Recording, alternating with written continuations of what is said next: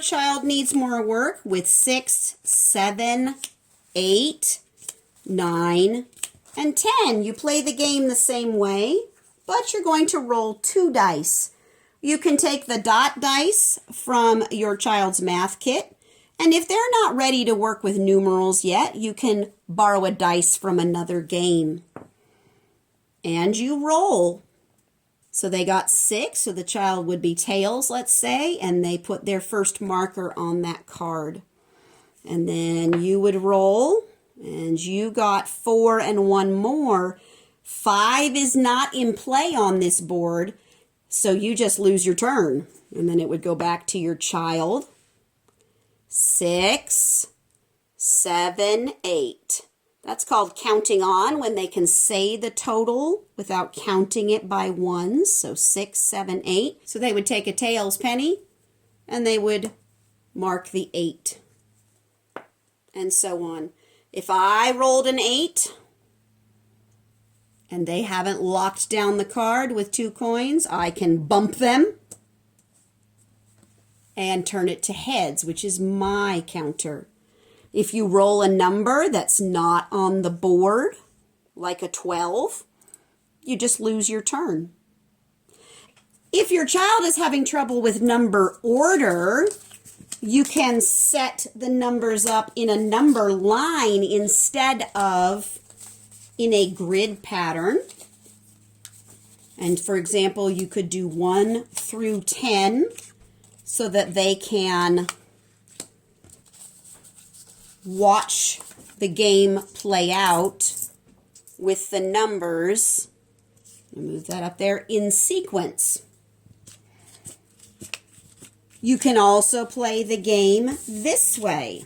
Instead of using dice, you can create the board with something like the 5 frames.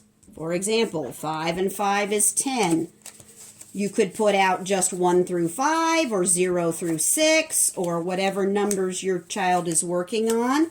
Or you could put them out to represent all 10 numbers.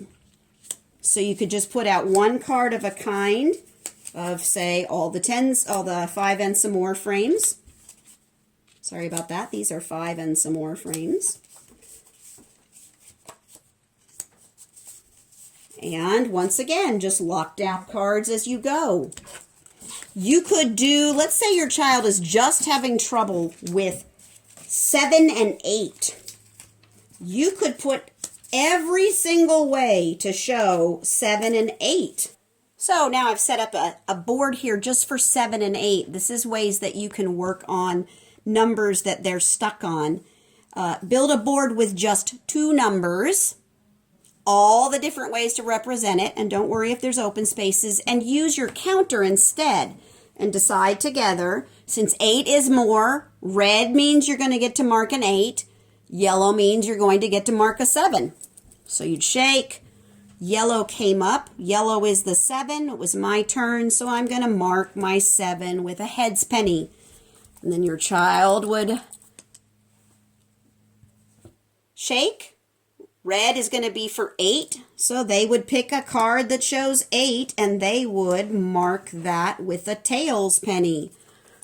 And then, oh, this time I got the 8, because red is always the number that is more. I'd take my heads penny and mark it with an 8. And you'd keep playing, and let's say they got a 7, they could bump me by turning the penny over on the 7.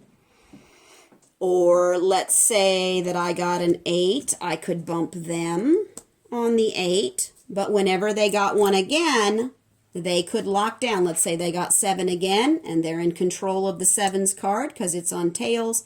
They could lock that down. And then you see who has locked down the most cards. And finally, once again, shake to see if the person with the most wins or the person with the fewest. There are endless variations to this game. If you are looking for suggestions or help for your child, let us know. There are even more extensions we can share with you if your child is ready to work beyond the numbers 1 to 10. So I hope you are going to very much enjoy Bump. The kids love it because they love to bump the grown-ups off of their playing cards.